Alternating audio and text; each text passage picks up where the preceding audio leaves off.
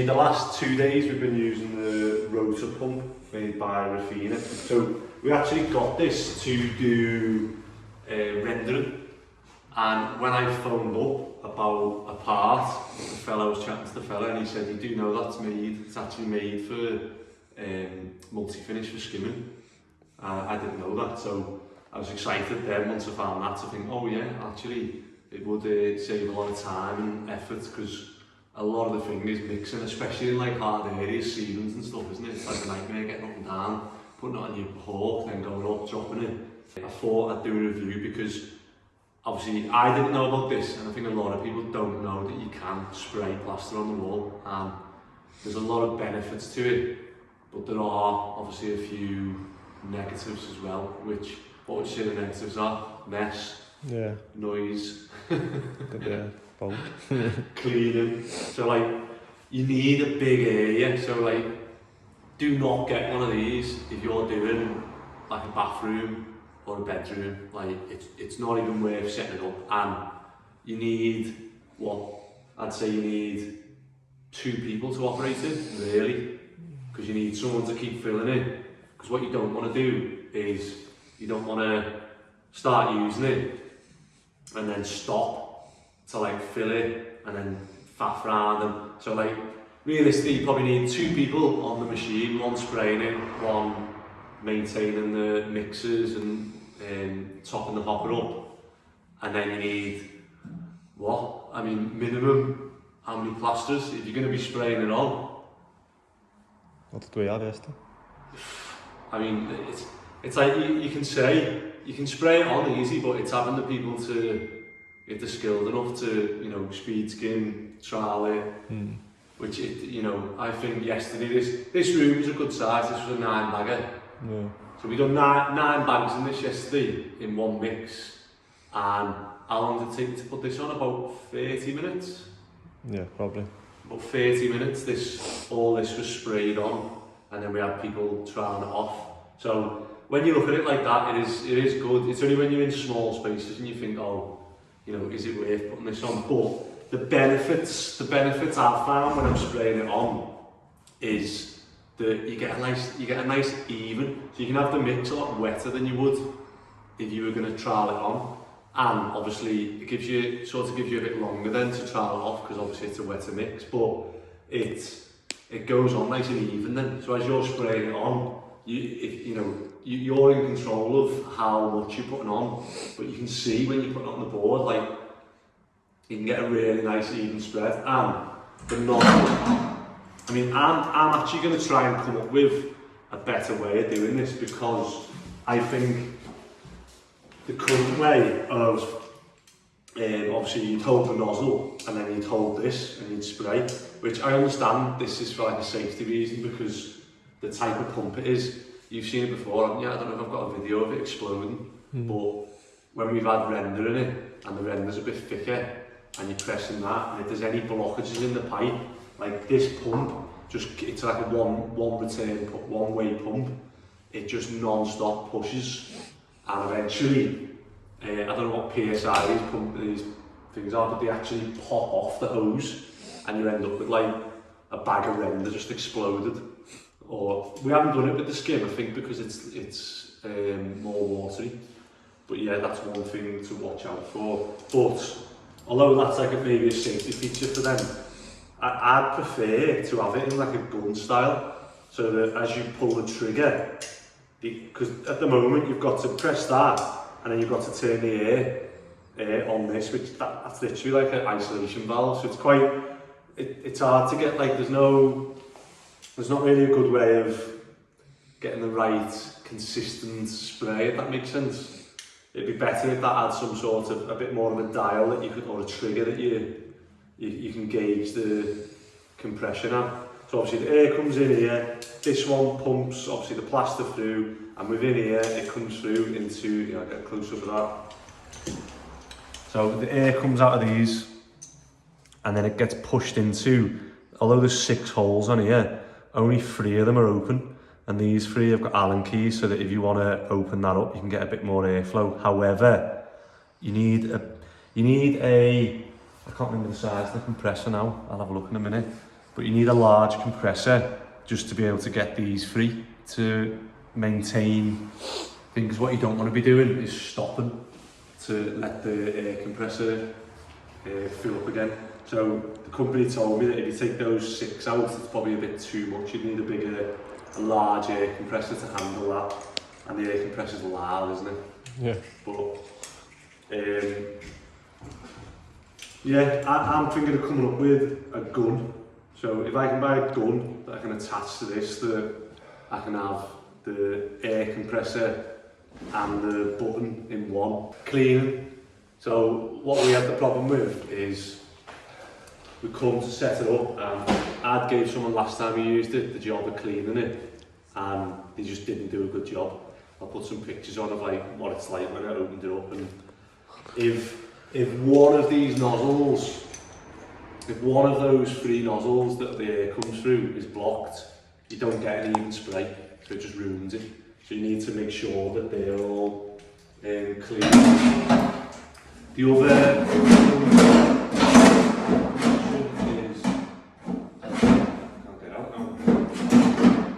is, obviously this is the one-way pump. So obviously the motor here obviously spins that, and the plaster gets sucked through, and basically it's like a corkscrew, a rubber one, but that wears out. So we've swapped that.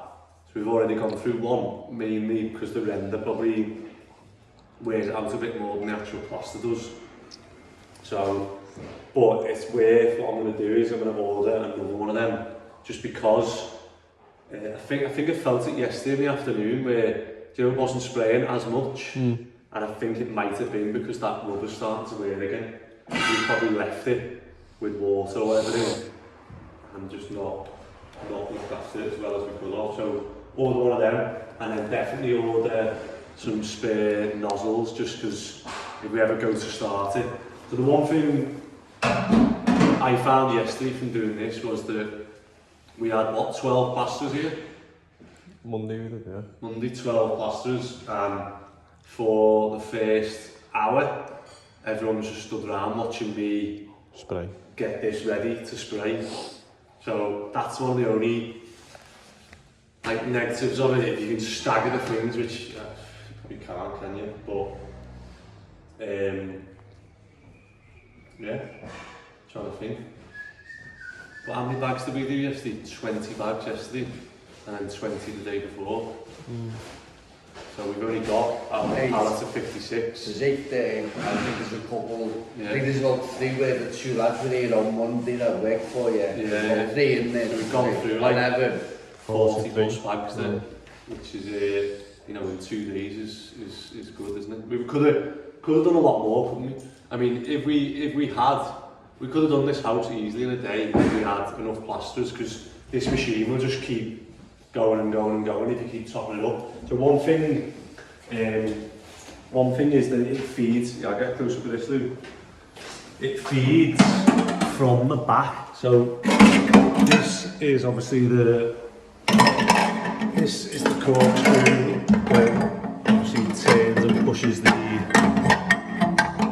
pushes the plaster into obviously the pump, but it only feeds from the back because obviously the first bit's actually getting pumped through. So what happens is this bit of the hopper, this front bit of the hopper, like doesn't get recycled. So one thing I might do, which I don't really understand why they've got these bars, because they've got a grill there to stop you, and like that's like, you know, you can't reach your fingers in there, and like the only thing this does is like just get in the way of I'm guessing it's to hold the shape of the hopper, because that's only like a thin one, but I might take this one out and leave that one in, just so we can get the mixer in, because there was a few times yesterday where the hopper looked full and there was like a little hole here gone through, and all this plaster had obviously been there. You can actually see it, you can see the staining on the hopper, where this bit's like darker brown, where like what you get on your trowel, where it starts to go off, and then this bit's all smooth where obviously it gets sucked through.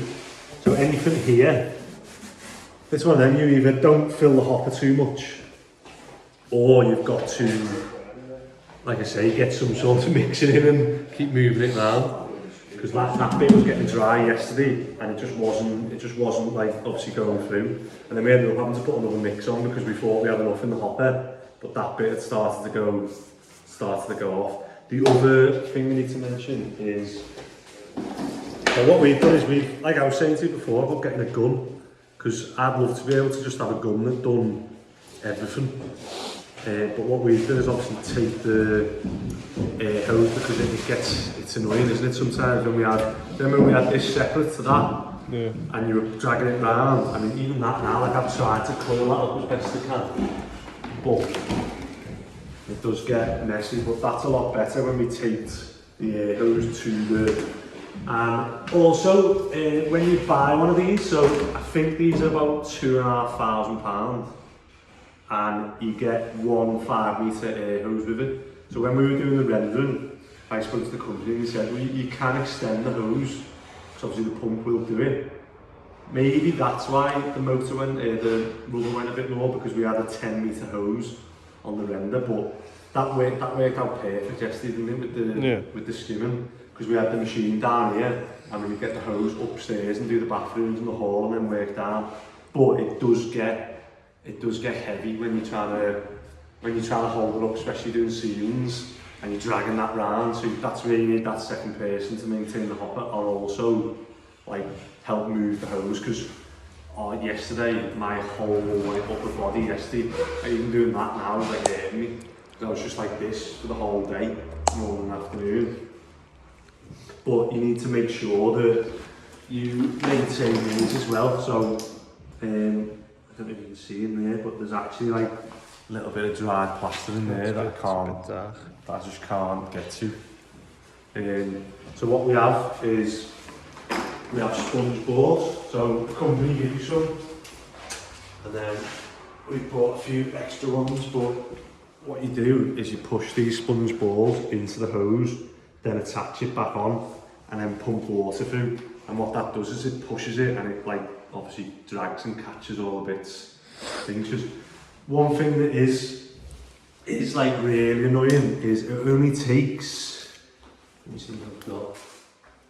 It only takes like a tiny bit of plaster like that, and you can see if it gets in the mix, it'll push through and it'll get stuck in this end, and then everything gets backed up, and that's what obviously makes the hoses explode when you're doing it. So it's really important to, clean them. So that's when, I mean, if we were using this all the time, every day, I'd have loads of these spare hoses, just because the amount of time it takes to clean them out and stuff, it'd be good to have obviously had spare ones. And if you've got, like we had 12 plasters here, and they're all waiting on you, and you're trying to clean that out and do whatever. So we come day before, and went to start that, and whoever had cleaned it, they'd actually left the ball in it. Did you know that? Mm-hmm. So we were cleaning that, and I was trying to push plaster through, and the ball popped out with like loads of dry plaster, and I was just like, oh my god, who's done that? But what else would you say? Good and could be better. So one thing to mention as well is we've got obviously this button is 5 metres long. However, we've extended the hose to 10 metres. So one thing I'm going to do is extend that to 10 metres, and then I might also strap it to, although I can't do that because then you're going to keep the hose like attached to that. So that's alright, because they both plug in. Whereas if I tape it to that now, you've got to carry the machine and that in one go. But I need to extend that, and one thing I need to mention is it's this side, I think, or it's one of the sides where obviously that is like IP rated to so far. However, obviously when you're plastering and you're jet washing this, like yesterday, it's happened a few times when we've been using it, but you literally go to press it and you'll get a little shock from it, because like you're all wet, you've got plaster, you've got water. So one thing to watch out for, and I don't know if it's because obviously the lead just gets kicked, and I can see here that needs like reconnecting properly, because I don't know if we've knocked it and pulled it out a little bit, I don't know. I think what else was good and bad about it? obviously moving it round from rooms is a bit of a It's heavy, isn't it?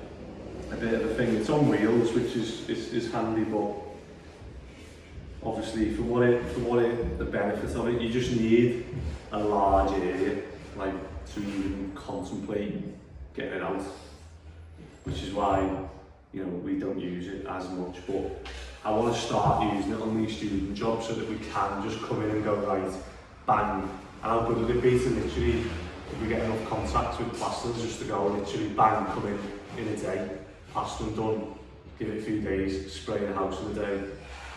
Right, mix, so the mix is like, it's a lot wetter, isn't it?